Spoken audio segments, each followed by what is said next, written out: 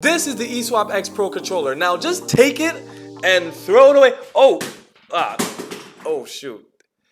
Just take it and throw it away with me because we've got someone new in the building, and Shorty's name is the Eswap S Pro controller. The Eswap S came out on April 28th, 2022, making it a fairly new controller and retails at about $130. When it came in very similar packaging as the Eswap X Pro controller, but the Eswap S did not come with extra thumbsticks like the Eswap X did, and it did not come with a metal screw adjusting thing like the Eswap X did, which makes sense because when you look at the Eswap S, the D-pad cannot be removed unlike the Eswap X. But before I continue, I do want to give a big shout out to a great commenter and viewer of mine. His name is LLG Common. He commented and let me know that the Eswap S had came out and that it might be a better contender for another video that I did with the Victrix Gambit, and I just want to give a big shout out to him because if he had not given me this news and information, I wouldn't have been aware of it. So salute to you, brother. I appreciate that. And by the way, while we're doing this, why don't you go ahead and like the video and subscribe to the channel so that we can continue with the video. Thank you. Along with the controller, you get a 10-foot USB-C braided cable, and you get a 2-year warranty, which is more than I can ask for. But actually, it's 2 years, but then maybe 1 year depending on your region and how you got the controller. So keep that in mind. Here's like a picture of the warranty legal jargon that they have and when you get the controller, but pretty much a 2-year warranty, and you know, so there you have it. And if you can explain it in the comments down below, I might even give you $1 because that's pretty impressive and I would love to see it happen. But that's about all you get with the controller. Now let's talk about how the controller is, but let me first compare it to its predecessor, the Eswap X Pro controller, because I think that's going to be necessary as we move forward to see how this controller stands on its own. Thrustmaster made a lot of big changes when they decided to create the Eswap S. It looks like they heard a lot of our complaints, a lot of our critiques, and made a kind of like a whole rework of what the controller is meant to be. So let's start with size. The Eswap S is quite smaller and lighter than the Eswap X was. So one of the bigger complaints with the Eswap X was that you're going to need big hands to enjoy it. But that is not the case anymore with the Eswap S. The S could still be considered a large controller, but definitely a good amount smaller than what the X was. Now let's talk about the color. The Eswap S is kind of like a blackish gray, whereas the Eswap X was like a pitch black color scheme. So keep note of that when you're shopping for these controllers. Number 3, the D-pad can no longer be taken out. So one of the cooler things about the Eswap X was that the D-pad, the left and the right stick could all be moved and interchangeably swapped, and you could really get kooky with it.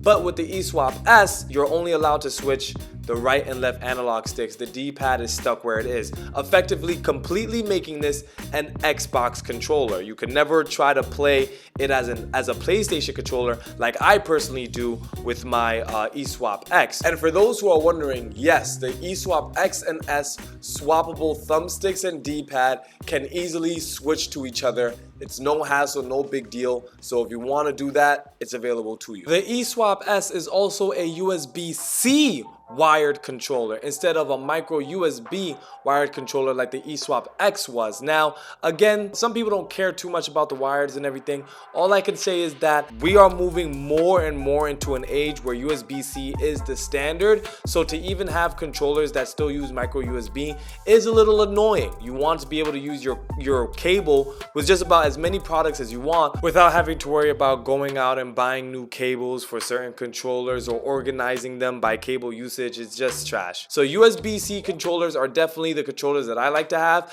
and the Eswap S making it USB-C is a big step in the right direction. Good job, Thrustmaster, on that one. Number 5, you'll find that on the bottom of the Eswap S, it's missing a little something.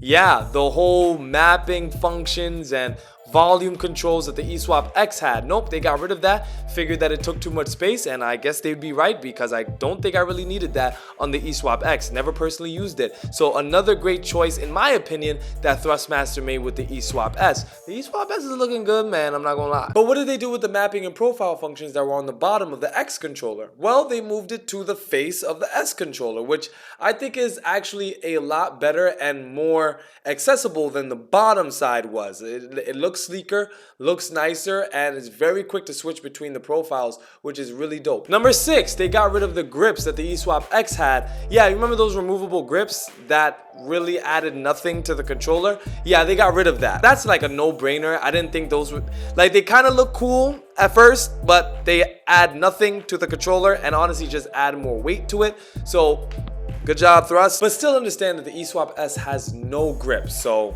for those who have sweaty hands, like I've said before, you're screwed. And on the back of the controller, instead of the 4 buttons that the X had, they dropped it down to 2. Now, how do I feel about that? I'm a little, I don't know, because 4 buttons would be nice. It gives you more options, gives you more abilities. But generally speaking, 2 buttons might only be what you need anyway, which is usually fine. And I can't lie, the slide, like the feel of those buttons, it feels really good. Like, I actually really like the design of the buttons on the back of the S controller. So I don't have any complaints. If they could have done maybe 4, that'd have been cool, but who knows? 4 is pretty tricky. I have a lot of controllers.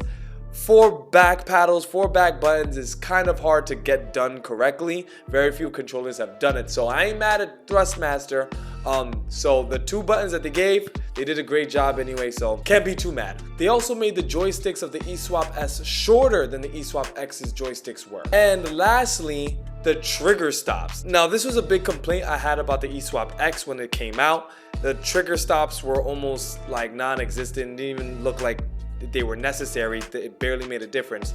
That is not the case on the Eswap S. There is definitely a noticeable and considerable difference in trigger stop pull than it was on the Eswap X. You can definitely see a difference and feel a difference when you activate the trigger stops on the Eswap S. And there are also a few minor changes, like, you know, the Eswap S, they moved the Xbox button back to the top, and also you cannot unscrew the triggers like you could with the Eswap X. So from a customization standpoint, if you're a person that really enjoyed all the bits and pieces that you can switch in and out of the Eswap X controller, I could completely understand if you feel like the Eswap S is a bit of a downgrade. I can completely understand that from a customization standpoint, but from every other angle, you know, I would really have to rock with the Eswap S. And the Eswap S is just as much as an ASMR experience as the Eswap X was. Take a listen.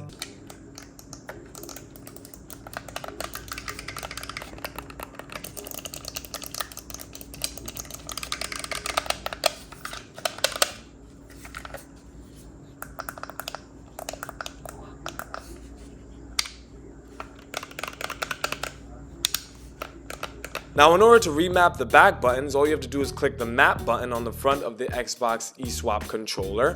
Then when the LED light starts to flash, all you have to do is hold down one of the back buttons and then simultaneously click another button that you want to map it to, be it RB or A or whatever button you would like. Then the controller will vibrate, letting you know that it's been mapped, and boom, your back button will be remapped. And then you have the profile switcher to the right of the map button, which allows you to seamlessly switch between profiles and obviously button settings, which I think is really cool. Then you also have the Thrustmapper X, which is another way that you can remap your buttons, along with adjusting sensitivities, ranges, and many other things in the controller, which is pretty cool, but I again normally never use these things. I find them to be a little bit overkill, but I know there are people who find it very useful, so there you have it as well. I also found that the vibrations of the controller were pretty harsh. I actually had to turn them down significantly. I think they were a little too much, but I mean, hey, again, you can adjust them in the Thrustmapper app, which solves the issue in a split second. Now, one thing I found out about this controller, and this definitely puts it over the Eswap X, when I tested its speed, it clocked a whopping 2 milliseconds. So that makes it much faster than the Eswap and the Victrix Gambit. There you go. Now, I couldn't overclock the controller, so if you're going to try to make it the 1 millisecond mark, that was very tricky, but 2 milliseconds and really under 2 milliseconds, about 1.98 milliseconds, straight out the box, fellas, straight out the box. So this controller is just a top tier controller. In fact, I remember vividly when I was reviewing the Eswap X controller, I had said after all my critiques that maybe the controller would be worth it at $130. And well, they dropped the price. The price is $130 for this controller, and they didn't just drop the price. They made everything better and more, and made it make more sense. So listen, I don't know if they saw the video and they like what your boy said, but they took a couple criticisms to, and you know, they made a much better controller, a controller that I can actually recommend. You know, I think any controller over $100 is kind of a drag, but this controller does a lot and kind of makes it worth it for those who like premium controllers. So hey, this has a green check mark in my book. Big thumbs up. Good job, Thrustmaster. Go out and get the controller. Have a great day. Chukavelli loves you. Peace, man.